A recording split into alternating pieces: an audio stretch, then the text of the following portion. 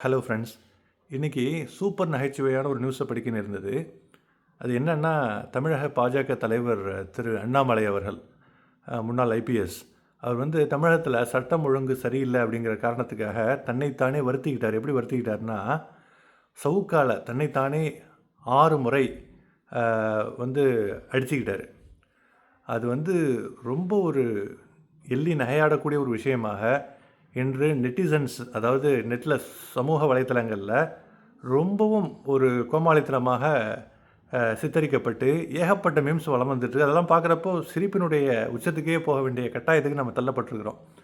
தமிழகத்தில் சட்டம் ஒழுங்கு சரியில்லை அப்படிங்கிறதுக்காக ஒரு தன்னைத்தானே விப்ளாஷ் பண்ணிக்கிட்டாருன்னா, இந்தியா ஃபுல்லாக பாஜக காரணமாகவும் பாஜக சார்ந்த பல விஷயங்கள் காரணமாகவும் பெண்களுக்கு எதிரான குற்றங்கள் சரமாதிரியாக வட மாநிலங்களில் நடந்துகிட்டு இருக்கு. அதுக்காக அவர் வந்து தன்னைத்தானே சவுக்கால் அடிக்க ஆரம்பித்தா தாங்க முடியுமா?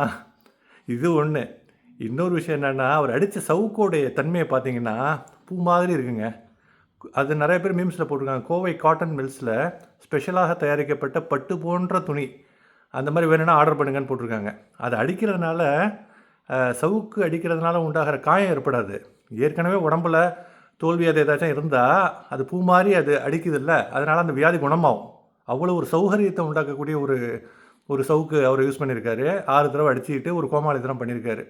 ஆக்சுவலாக அண்ணாமலை, பாஜக தலைவர் திரு அண்ணாமலை அவர்கள் மேலே ஆரம்பத்தில் எனக்கு ஒரு மரியாதை இருந்தது. என்ன காரணம்னா, ஒரு டெடெக்ஸில் வந்து மோட்டிவேஷனல் ஸ்பீக்கராக பேசுகிறப்போ அவர் பேசின ஒவ்வொரு கருத்தும் அவ்வளோ ஆழமாக இருந்ததுங்க.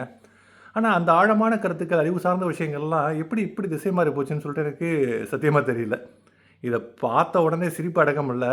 கோமாளி கூத்துன்னு சொல்லிட்டு எல்லாருமே சொல்கிறாங்க. இப்படி ஒரு விஷயத்தை எல்லாருமே கண்டிப்பாக இப்படி தான் நடப்பாங்க அப்படின்னு தெரிஞ்ச பிறகு ஏன் இந்த நாடகம் அரங்கேற்றப்பட வேண்டும்? இறைவனுக்கே வெளிச்சம். ஓகே கைஸ், இன்னொரு வீடியோவில் சந்திப்போம்.